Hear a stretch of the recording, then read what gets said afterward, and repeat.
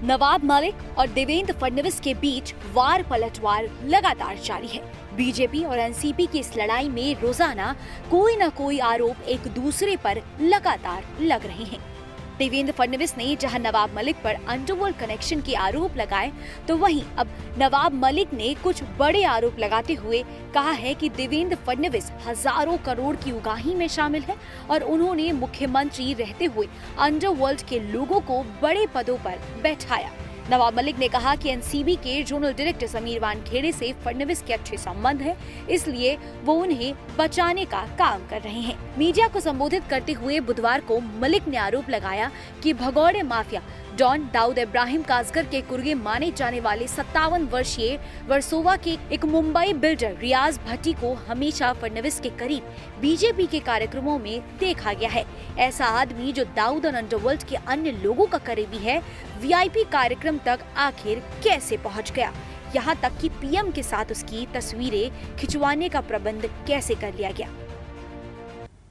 हम आपसे पूछना चाहते हैं कि रियाज भाटी कौन है?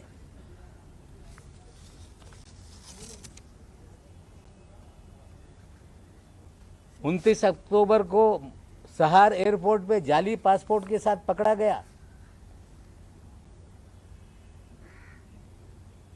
जिसके ऊपर दाऊद इब्राहिम सारे गैंग के लोगों के साथ संबंध की सारी खबरें अखबारों में थी। पूरा शहर जानता था कि रियाज भाटी कौन है।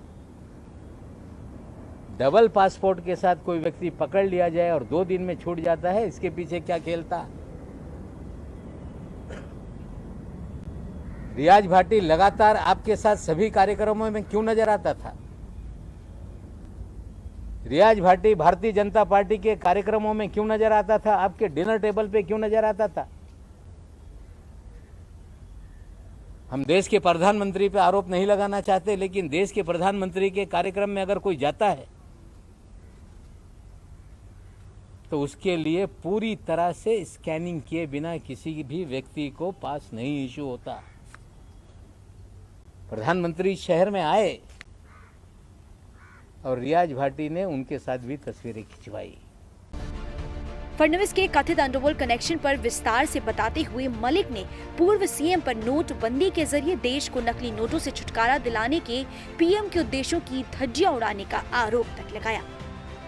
लेकिन सबसे गंभीर आरोप मैं लगा रहा हूं देवेंद्र जी आप पे, कि जब 8 नवंबर 2016 को नोटबंदी हुई, मोदी जी ने कहा कि नोटबंदी इसलिए किया जा रहा है, आतंकवाद खत्म होगा, काला धन खत्म होगा। और एक बात मोदी जी ने कही थी कि बड़े पैमाने पे जाली नोट है, उसे खत्म करने के लिए हम नोटबंदी का काम कर रहे हैं। साथियों, जाली नोट का nexus ISI Pakistan Dawood via Bangladesh, ये पूरी जाली नोट इस देश में फैलाई जाती है। पाकिस्तान की जाली नोट भारत में चले,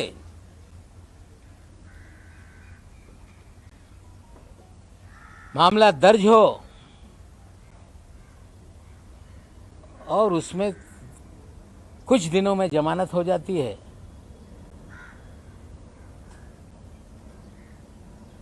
मामला एनआईए को नहीं दिया जाता, नोट कहां से आ रही थी उसके अंतिम जांच कभी आगे नहीं बढ़ती, क्योंकि जो लोग ये सब जाली नोट का रैकेट चला रहे थे उन्हें कहीं ना कहीं तत्कालीन सरकार का संरक्षण था।